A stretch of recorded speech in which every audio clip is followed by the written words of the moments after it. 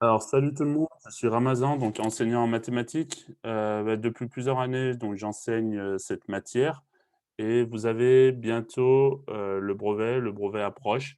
Et entre confinement, réouverture en demi-jauge, ça n'a pas été facile pour vous. Et j'ai voulu vous épauler pour cette dernière ligne droite en préparant donc la correction d'exercices de sujets de brevet. Alors aujourd'hui, nous allons corriger les 2 premiers exercices, du sujet métropole La Réunion du 14 septembre 2020 qui est la session de rattrapage. Alors dans les exercices 1 et 2, 2 thèmes sont, dans les exercices 1 et 2, les thèmes abordés, bon, l'exercice 1, c'est un QCM. Vous allez voir qu'on tombe souvent sur des QCM au brevet qui, traitent donc le thème de médiane, probabilité, décomposition en nombre premier, transformation et une question sur les formules d'une sphère. L'exercice 2 donc porte sur un programme de calcul. Alors si vous êtes prêts, on peut commencer du coup la correction.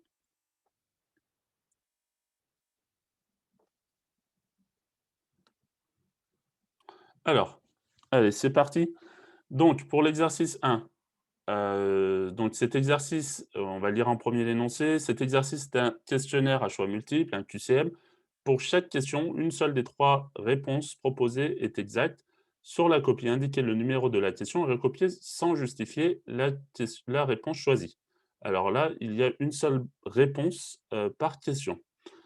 Première question, sur les médianes, on donne la série de nombres suivantes, 10, 6, 2, 14, 25, 12, 22, et on vous demande la médiane. Vous avez le choix entre 12, 13 et 14.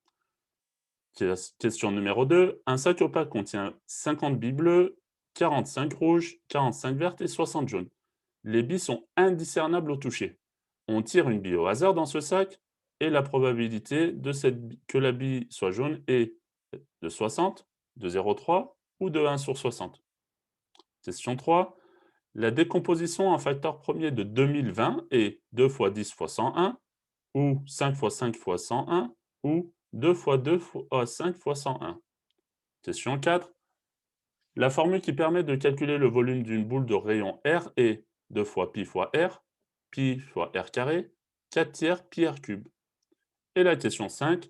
Une homothétie de 103 et de rapport -2 est une transformation qui agrandit les longueurs, réduit les longueurs ou conserve les longueurs. Allez, si vous êtes prêts, on peut se lancer pour la correction. Alors, la première question était donc la suivante. On vous demandait donc de trouver la médiane d'une série statistique. Alors, pour trouver la médiane d'une série statistique, heu, on doit tout d'abord ranger dans l'ordre croissant ou décroissant la série statistique en question. Alors, je rappelle la définition de la médiane. La médiane, c'est la valeur ou une valeur qui départage la série en 2 sous-séries de même effectif. Alors tout d'abord, il faut à chaque fois ranger votre série dans l'ordre croissant ou décroissant. Alors, moi je préfère, enfin je préfère pas, je vais ranger par choix, aléatoire, cette série, dans l'ordre croissant. Bon, j'ai le chiffre 2, le chiffre 6, le nombre 10, le nombre 12, le nombre 14, le nombre 22 et le nombre 25. Alors, une méthode pour trouver rapidement la médiane, lorsque vous n'avez pas trop de valeur, je vous conseille à chaque fois de supprimer, la plus petite et la plus grande valeur restante. Ici, la plus petite valeur, c'est 2, la plus grande est 25. Il me reste la plus petite valeur 6, la plus grande 22, la plus petite restante est 10 et la plus grande 14. Du coup, la valeur centrale pour cette série-là, c'est-à-dire la médiane, eh bien, c'est bien 12. Effectivement, si je compte, j'ai bien 3 valeurs au-dessus de 12 et j'ai 3 valeurs en dessous de 12. Ça correspond bien à la définition de la médiane. Donc, la bonne réponse était la réponse A. Je rappelle, cet exercice est sur 20 points avec 5 questions. Nous avons traité du coup la première question qui portait sur le calcul de médiane. Question numéro 2. Alors, on a un sac opaque et dans ce sac, on a 50 billes bleues, 45 rouges, 45 vertes et 60 jaunes. Alors, les billes sont indiscernables au toucher. Ça veut dire quoi indiscernable au toucher? C'est-à-dire qu'on ne peut pas, sans regarder la bille, savoir, de quelle couleur est la bille. Donc, la probabilité d'avoir une jaune. Alors, heu, la probabilité d'avoir une bille jaune, eh bien, par définition de la probabilité d'un événement, c'est le nombre de billes jaunes, donc le nombre de billes jaunes, le nombre de billes jaunes, pardon, avec un J, sur le nombre total de billes.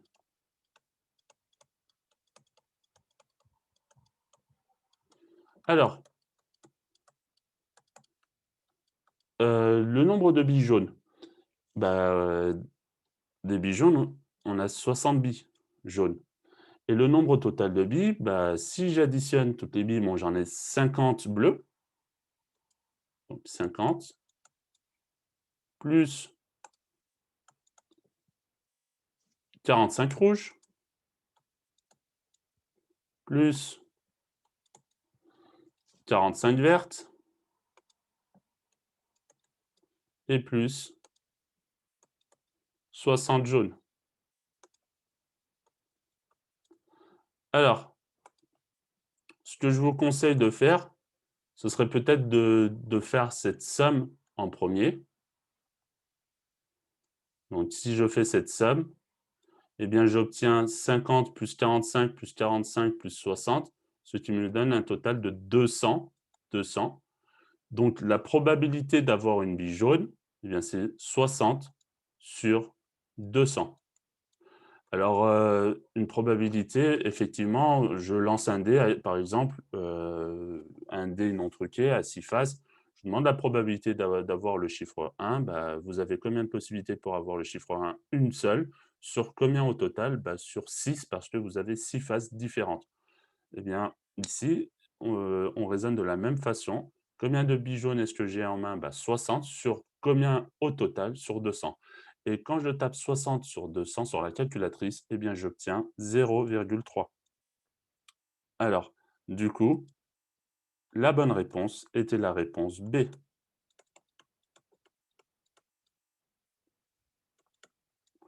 Alors, on pouvait aussi, on pouvait directement enlever, les réponses, A, enfin, la réponse A. Effectivement, pourquoi on pouvait enlever directement la réponse A? Parce que je vous rappelle qu'une probabilité est toujours comprise entre 0 et 1. Une probabilité est toujours comprise entre 0 et 1. Du coup, la réponse A est était, enfin, on pouvait directement enlever cette proposition. Si tout est OK pour vous, nous pouvons passer à la question 3. Alors, pour la question 3, la décomposition en facteurs premiers de 2020.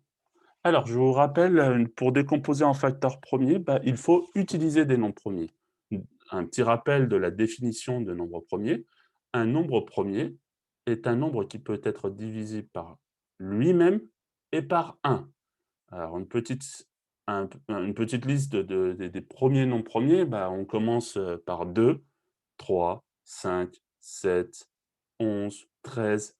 Tous ces nombres-là et on a une infinité de nombres premiers, sont divisibles par eux-mêmes et par 1.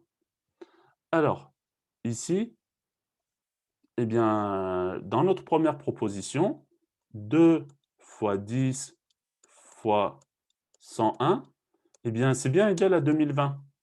Cependant, eh bien, dans cette liste-là, quel est le nombre qui n'est pas premier? Effectivement, c'est le nombre 10. Pourquoi le nombre 10 n'est pas premier?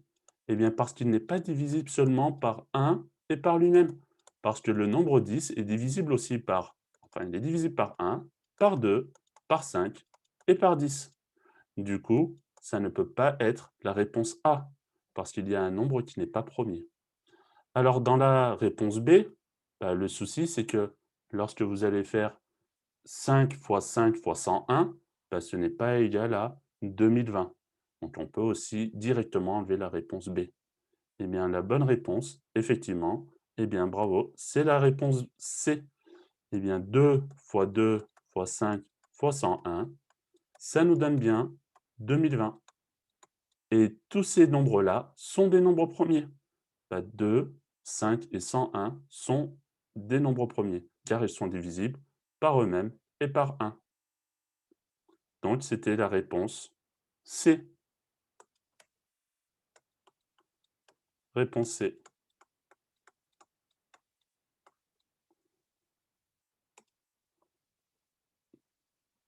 Alors, on peut passer du coup à la question 4. On vous demande dans cette question 4 la formule qui permet de calculer le volume d'une boule de rayon grand R. Alors là, on connaît du coup la formule, enfin soit vous connaissez la formule, soit vous pouvez trouver grâce, aux unités. Alors la première réponse, c'était 2 fois pi fois r, la réponse A. La réponse B, c'était pi fois r carré et la réponse C, 4 tiers de pi r au cube. Alors soit vous connaissez directement vos formules d'air et vous pouvez directement trouver, bah, la bonne réponse, soit on va un peu essayer de raisonner. Alors 2 fois pi fois r, bah, on sait que les volumes sont exprimés en mètres cubes. Bah, pour avoir des mètres cubes ou enfin quand je dis mètres cubes, ça peut être des mètres cubes, des centimètres cubes, décimètres cubes, millimètres cubes, décamètres cubes, ainsi de suite. Du coup, pour avoir, bah, admettons, bah, des mètres cubes, je vais partir de l'exemple que j'ai donné, des mètres cubes, bah, je dois multiplier des mètres fois des mètres fois des mètres. Donc je dois multiplier 3 unités de longueur entre elles. Alors quand je multiplie un nombre 3, enfin 3 f 2 fois 3 fois par lui-même, eh bien ça va me donner, des, une valeur enfin le résultat, l'unité doit être exprimée à la puissance 3. Alors du coup, on peut dire que la bonne réponse, c'est 4 fois pi fois r au cube. Pourquoi? Parce que le r au cube, le rayon est mis au cube. Alors on peut rappeler aussi, les formules de ces 2-là. 2 fois pi fois r, bah, c'est la formule du périmètre et pi fois r au carré, bah, c'est du périmètre d'un cercle et pi fois r au carré, c'est la formule de l'aire d'un cercle.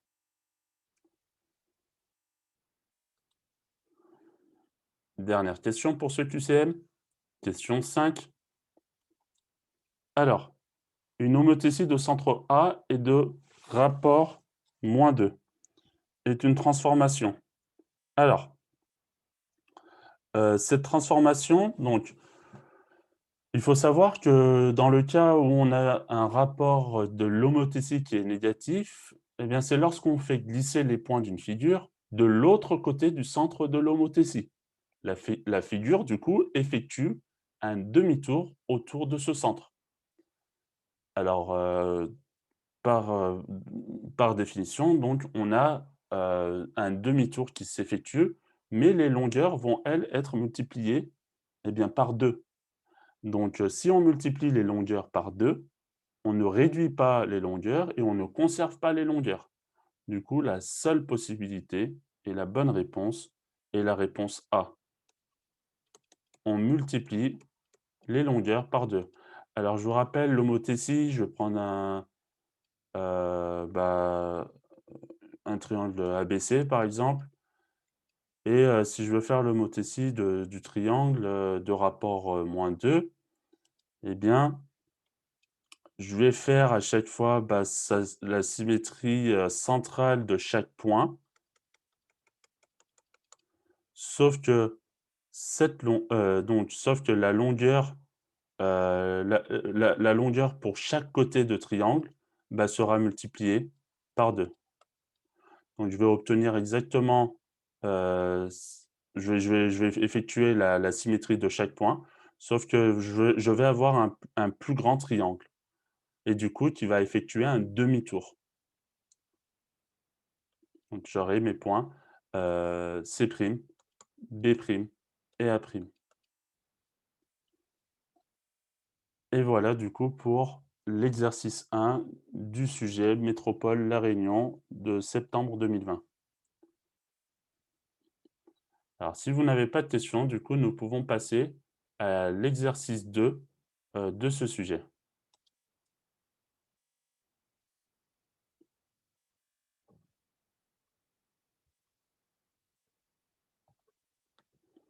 Hop.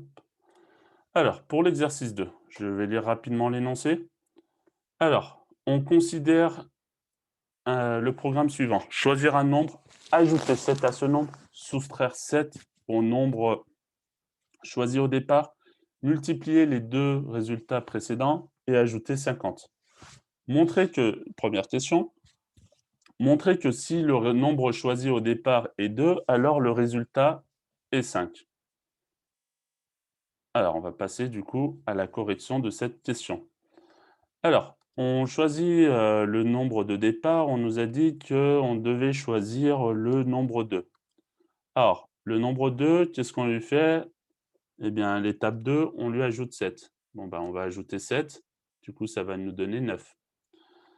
Après, on va soustraire 7 au nombre de départ, au nombre choisi au début. Donc si je soustrais 7 à 2, eh bien, je vais faire 2 moins 7. Alors attention, on fait attention au signe, donc 2 moins 7, ça nous donne bien moins 5.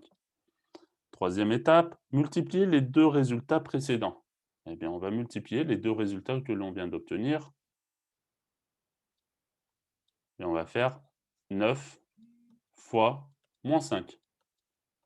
Alors, 9 étant positif et moins 5 négatif, on va obtenir un nombre négatif et 9 fois 5, on connaît l'étape de multiplication, ça nous donne moins 45. Et après, finalement, on va rajouter 50. Moins 45 plus 50, c'est la même chose que 50 moins 45. Donc, on obtient 5. Et c'est bien le résultat que l'on attendait. Le résultat est 5. Alors, question 2.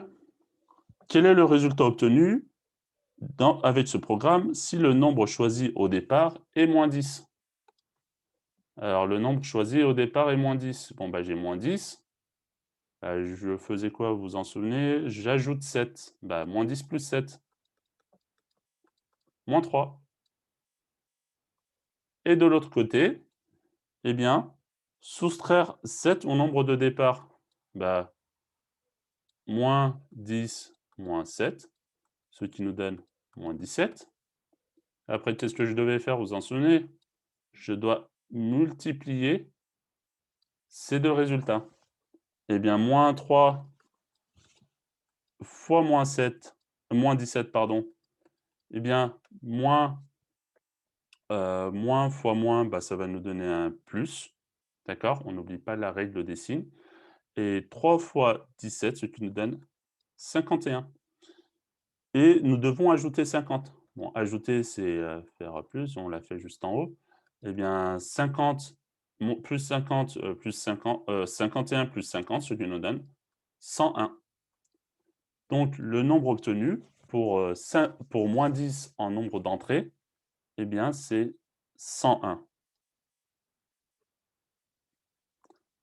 Ça va? On peut aborder la troisième question?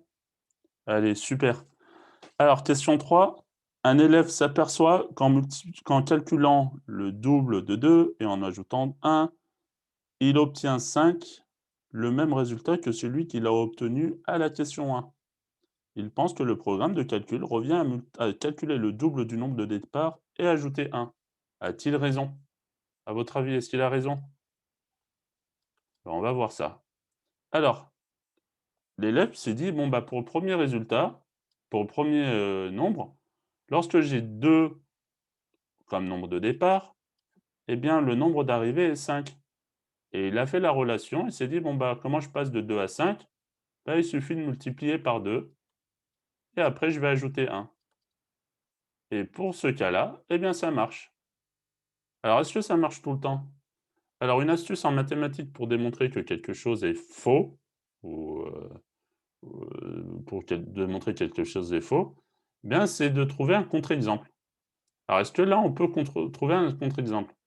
Bon, si on vous fait calculer dans la question 2 le résultat obtenu pour -10, eh bien, ça veut dire qu'il faut, peut-être utiliser cette question. En mathématiques, en général, les questions sont liées les unes aux autres. Alors, est-ce que ça marche pour -10? Bah, -10, si je le multiplie par 2, j'obtiens -20 et -20, si je lui ajoute 1, bah, j'obtiens -19. Mais attention, moi, pour -10, dans la question 2, eh bien, j'ai obtenu 101, donc ce qui est différent de -19. Du coup, cet élève qui a trouvé un raisonnement, certes qui fonctionne avec 2, ne fonctionne pas avec -10. Donc il ne peut donc on ne peut pas dire que dans tous les cas, si je prends un nombre, je le multiplie par 2 et que je lui ajoute 1, ça revient à faire la même chose que le programme de calcul indiqué dans l'énoncé. Et voilà, nous avons terminé cet exercice 2 aussi. Alors l'exercice 2 aussi était sur 20 points.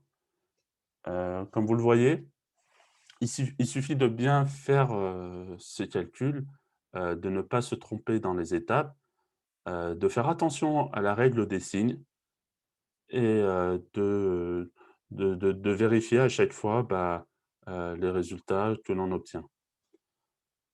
Alors je vous remercie d'avoir, participé à ce, 1er cours, à ce 1er cours, donc qui consistait à corriger les 2 premiers exercices, heu, les 2 premiers exercices du sujet, France métropolitaine de la session septembre 2020. Alors, comme indiqué, je publierai, chaque jour, heu, 2 2 exercices corrigés du brevet. Hem et du coup, vous pourrez retrouver, ces exercices corrigés sur ma chaîne YouTube. Donc comme indiqué, l'adresse est indiquée, sur la page et je vous n'hésitez pas à vous abonner et à avoir les notifications activées pour pouvoir, recevoir, bah, des alertes pour les prochaines vidéos. Je vous dis bonne soirée, à très bientôt.